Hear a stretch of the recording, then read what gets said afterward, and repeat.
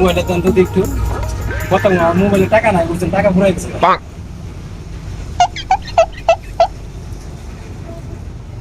এই বেটা তোরা কই হ্যাঁ আরে হেলিকপ্টারটা পাঠাই দে বেটা হ্যাঁ আরে ওই যে ভাইদের চকে হেলিকপ্টার পাঠা আর 4 জন চাইতে পাঠাই দিস আরে বেটা আমার জুতা ছিঁড়ে গেছে গা আর জেনে নাম ওই জায়গায় জানি আমার ওই 2টা পাজারও থাকে